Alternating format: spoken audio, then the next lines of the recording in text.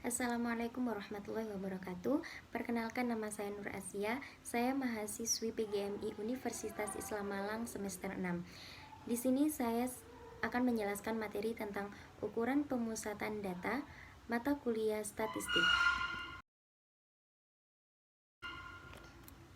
Dari setiap kumpulan data terdapat 3 ukuran atau 3 nilai statistik yang dapat mewakili nilai tersebut, yakni mean, median, dan modus. Oke, sekarang langsung ke materinya. Bahwa mean merupakan rata-rata hitung dari suatu rangkaian data. Jadi, jumlah seluruh data nilai dibagi banyaknya data. Jadi seperti ini rumusnya. Rumusnya mean itu X strip di atas. Nah, itu bacanya X bar. X bar sama dengan ada tanda sigma X1 dibagi N banyaknya. Jadi sigma itu namanya jumlah atau totalnya. Jadi seperti yang ada ini tercantum penjelasannya, bahwa yang X bar itu jumlah datum kemudian dibagi banyaknya datum gitu. Terus selanjutnya ini ada contoh soal. Contoh soalnya gini. Nilai ulangan 8 mata pelajaran seorang siswa SMA Pelita adalah 8, 6, 9, 7, 6, 7, 9, 8. Berapakah rata-rata nilai ulangan siswa tersebut? Kan mean tadi rata-rata kan. Jadi jumlah datum dibagi banyaknya datum. Jadi itu nilai-nilai ulangannya itu ditambah semuanya, kemudian dibagi banyaknya. Kan itu banyaknya ada berapa coba? 8, 6, 7, 9, 6, 7, 9, 8. Ada 8 kan, jadi itu di total dulu. 8 tambah 6 tambah 9 tambah 7 tambah 6 tambah 7 tambah 9 tambah 8 dibagi 8. Jadi hasilnya ada 7,5. Jadi nilai rata-rata siswa tersebut adalah 7,5. Oke. Oke, untuk mean sudah sedikit paham ya. Kita lanjut ke modus. Modus ialah nilai data yang paling sering muncul atau data yang memiliki nilai frekuensi paling tinggi. Untuk mencari nilai modus pada data tunggal sangat mudah, yaitu dengan cara mencari nilai data dengan frekuensi paling banyak. Jadi yang dimaksud dari modus ini nilai data yang sering muncul gitu. Intinya di situ. Nah, contoh soal. Hasil ulangan siswa kelas 2 SMA mata pelajaran IPA yang didapat dari salah seorang murid selama 1 semester. Langsung ke nilainya, ada 7,5, 8, 7, 6,5, 7, 7, 6,5, 8, 7,5, 8, 7, 7. Maka tentukanlah modus dari data tunggal dari nilai ulangan siswa tersebut.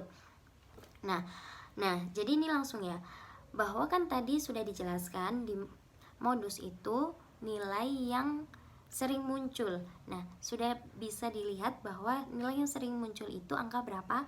Ya, angka 7.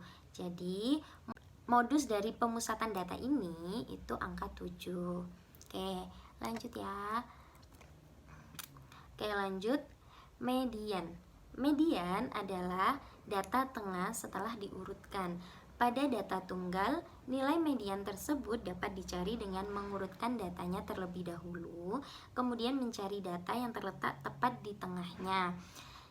Cara ini hampir sama dengan cara mencari median pada data tunggal. Tapi ini kalau median pada data tunggal itu gampang, mudah. Jadi gini, langsung ke contoh soal ya. Ini ada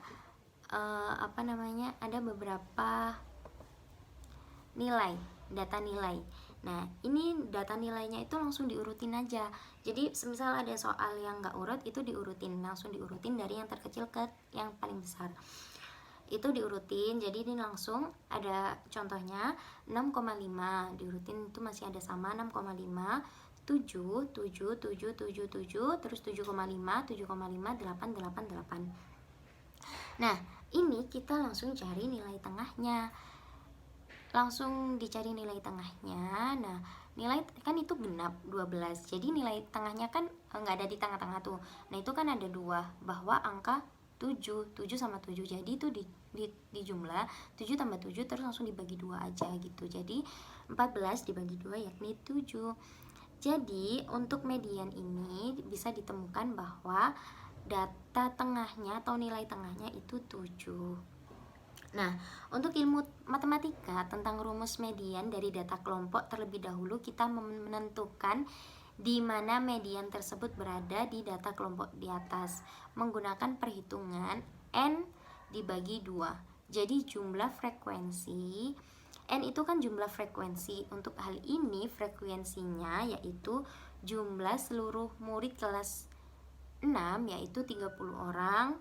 Nah, 30 orang dibagi 2. Jadi memang rumusnya sudah n dibagi 2 gitu. Jadi seluruh frekuensinya itu dibagi 2, yakni 30 dibagi 12 sama dengan 15. Oke, nilai data kelompok. Metode penyampaian data dapat dilakukan dengan menggunakan diagram batang, terus diagram tabel, distribusi frekuensi, dan sebagainya. Namun, pada umumnya data kelompok ini sering disajikan dalam bentuk diagram batang dan tabel. Kedua metode penyajian ini bisa dibilang hampir mirip sama karena memiliki persamaan nilai di dalamnya. Berikut contoh ada penyajian data berbentuk tabel. Jadi itu kan ada tabel tuh ditulis bahwa nilainya itu ada 11 sampai 20, 21 sampai 30, 31 sampai 40, 41 sampai 50 dan sampai 61 sampai 70. Nah, frekuensinya ada yang 4, 6, 11, 10, 9, 4, 9, 4. Jadi itu cara bacanya gini. Nilainya itu ada panjang nilai itu jadi 11 sampai 20. Jadi 11 sampai 20, jadi ada kalau dijabarkan itu ada 11, 12, 13, 14 itu urut sampai angka 20. Kemudian itu ada banyaknya itu ada 4, frekuensinya itu ada 4 gitu, jumlah data pada kelasnya itu ada 4 gitu. Jadi cara bacanya seperti itu. Nah, ini ada keterangannya. Frekuensi sama dengan jumlah data pada kelas pertama. TB batas bawah kelas. Jadi 41,05. 05 ini dari mana? Itu selisih antara nilai kelompok pertama ke kelompok kedua. Jadi 40 ke 41 itu selisihnya kan 0,5 itu. Kemudian panjang kelasnya itu 10 seperti yang tadi dijelaskan, kayak nilai 11 sampai 20. Nah, itu urut. Jadi 11, 12, 13, 14, 15, 16, 17, 18, 19, 20 gitu. Sehingga memuat 10 data kelompok di dalamnya. Nah, kan penyajian data itu tidak hanya berbentuk tabel saja, tetapi penyajian data ini bisa berbentuk diagram batang gitu. Dan seperti tadi dijelaskan itu tidak jauh berbeda tapi hampir sama gitu. Jadi di sini apabila penyajian data dalam bentuk diagram batang, materi penyajian data ini penting untuk dipelajari sebelum memahami rumus MEAN data kelompok, rumus median data kelompok, dan rumus modus data kelompok. Contoh soal MEAN data kelompok, contoh soal median data kelompok, itu kita perlu memahami terkait data kelompok di tabel dan diagram batang gitu. Jadi seperti diagram batang ini cara bacanya itu kalau vertikal ke atas itu frekuensinya, kemudian horizontalnya itu nilai-nilainya. Jadi cara bacanya seperti itu gitu. Seperti kelas yang pertama. Data kelas pertama itu kan 11 sampai 20. Nah, 11 sampai 20 frekuensinya berapa? Ada 4 gitu. Jadi cara bacanya sama sih seperti itu. Seperti data tabel di atas tadi. Baik teman-teman, jadi itu penjelasan tentang ukuran pemusatan data. Saya undur diri. Jika ada kurang lebihnya saya mohon maaf. Wassalamualaikum warahmatullahi wabarakatuh.